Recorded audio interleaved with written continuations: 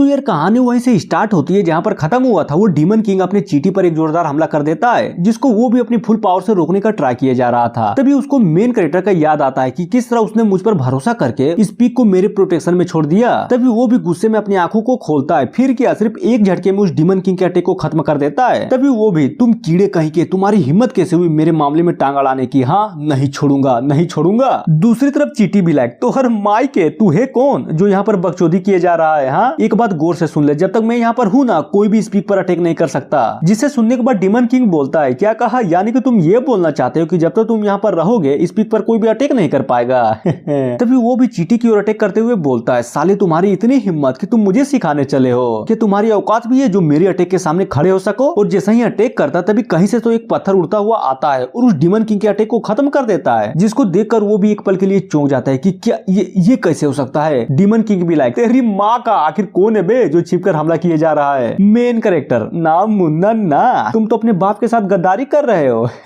और तुझे बता दो कि तुम्हारा बाप इस जावे पिक का मालिक है, समझा? और रही बात मेरी पेट की, तो साला किसी की औकात नहीं है जो उसे चोट भी पहुंचा सके। वो भी क्या बकवास है। बच्ची मेरी बात को गौर से सुन, मैं एक डीमन किंग हूँ जो कि डीमन एम्प्रेस के आदेश पर आया हूँ ताकि महारानी तियान तियान को पकड़ सकूं, समझा? और जहाँ तक मैं जानता हूँ कि वो यहीं पर छुपी पड़ी है, तो तुम्हारे लिए अच्छा यही होगा कि तुम उसे मेरे हवाले कर दो, बदले में तुम्हें जिंदा छोड़ दूंगा। तो बोलो मंजूर है? जिसे सुनने के बाद अपना मेन कैरेक्टर, तो तुम चाहते हो कि मैं तुम्हें किसी को सौंप दूं? अरे पार, यहाँ तक कि हेबेली दाऊ की भी औकात नहीं है जो मुझसे कुछ भी ले सके, तो फिर तुम्हारी महारानी किस खेत की मूली है? हाँ। और ये सुनने के बाद तो उसकी पूरी तरह से लहर जाती है कि अपमान, तुम्हारे जैसा क्यूआई रिफाइनिंग बंदे की इतनी हिम्मत जो हमारी महारानी की बेइज्जती कर सके। और तभी अपना फॉर्म बदलकर पूरा का पूरा गोल्डन भैंसा बन जाता है और बोलता है, सच में मुझे लगा नहीं था कि ये बात इतनी आगे तक जाएगी, पर तुमने मुझे कुछ ज्यादा गुस्सा दिला दिया जिसका परिणाम तुम्हारा पूरा का पूरा जिंगी सेक्ट भुगतेगा, सब कुछ डिस्ट्रॉय कर दूंगा मैं। जिसे सुनने के बाद इकुंग भी एक हल्की सी स्माइल करते हुए बोलता है, क्या कहा डिस्ट्रॉय करोगे? क्या तुम जानते भी हो कि मैं किस प्रकार का अस्तित्व हूँ? और अपने हाथों को ऊपर करते हुए कुछ तो करता है, जिससे होता यह है कि एक बहुत बड़ा एनर्जी से बना हैंड उस डीमन को पकड़ लेता है, जिसे देखकर चीटी भी like, oh my God, this is the fucking power of my master, nice. दूसरी तरफ उस डीमन की तो लिटरली पूरी तरह से फट गई थी कि मम्मी रे, आखिर तुम हो कौन? और साला क्यूआई रिफाइनिंग बंदे के पास इतनी पावर कहां से आ गई भाई? अरे यार, कहा ना कि मैं तुम्हारा बाप हूँ। और ये बात भी सच है कि मैं क्यूआई रिफाइनिंग लेवल पर हूँ, लेकिन 3000 प्लस लेवल पर, समझे? और अपनी मुट्ठी को बंद कर देता है, जिसके कारण वो एनर्जी से बना हाथ भी बंद हो जाता है। फिर क्या, वो डीमन किंग खत्म। तभी उस एनर्जी से बना हाथ से कुछ तो अपने मेन कैरेक्टर की ओर आता है, जो कि शायद उस डीमन किंग का कोर होता है, जिसे देखकर अपना मेन कैरेक्टर भी फुल खुश और चीटी को देते हुए बोलता है, अरे यार गजब, देख रहे हो ना, इसे कहते हैं कोर।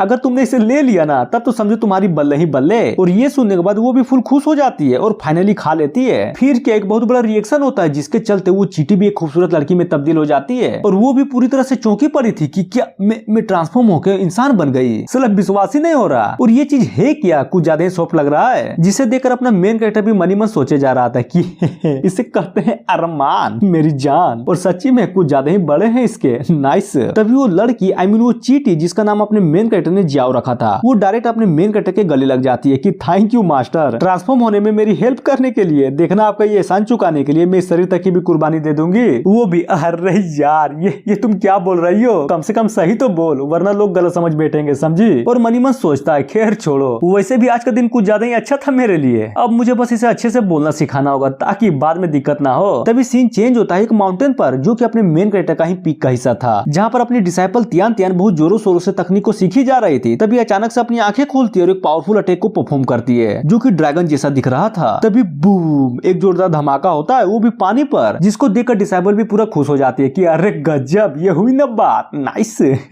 जब मैं महारानी थी तब ये 9 ड्रैगन टायरेंट बॉडी ही मेरा मेन ट्रेनिंग मेथड था, लेकिन किसने सोचा था कि मैं इसे फिर से मास्टर कर लूंगी। तभी अपने मेन कैरेक्टर के दिए हुए बुक को देखते हुए सोचती है, ये बुक, सच में ये बुक तो लाजवाब निकली। आखिर किसने सोचा था कि इसे पढ़ने के बाद मेरा नॉलेज से इतना बढ़ जाएगा, जिसके चलते मैं अपनी ड्रैगन तकनीक को क्यूआई रिफाइनिंग में होते हुए भी मास्टर कर पाऊंगी। यार सच में अब जाकर लगता है कि मैंने सही मास्टर को चूज किया है। तभी अपना मेन कैरेक्टर भी पीछे से बोलता है, अरे बिल्कुल, after all I am invincible मेरी जान।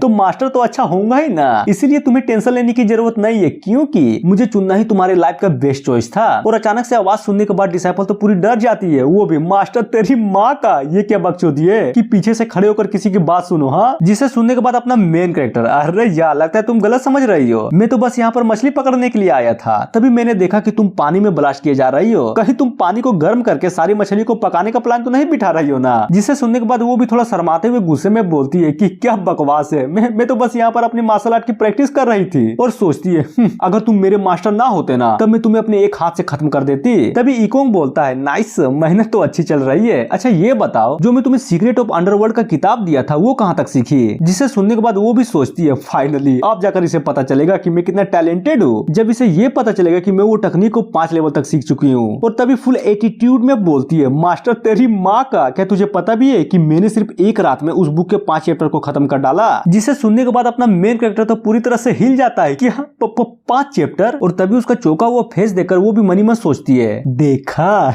इसे कहते हैं टैलेंट जो कि सिर्फ मेरे पास है। After all I am impress मेरी जान। दूसरी तरफ अपना मेन कैरेक्टर भी सोचे जा रहा था कि बाप रे ये आखिर है क्या। लिटरली साला इसने पूरी रात लगा दी वो भी सिर्फ 5 चैप्टर को सीखने में। यार सच्ची में मैं तो टूट गया। साला मिनटों का काम इसने रात लगा दिया कि कितना लो टैलेंट है इसका। और इतना बोलते हैं ये एपिसोड खत्म हो जाता है। तो मिलते हैं नेक्स्ट वीडियो में जो कि कल आएगी। So thank you.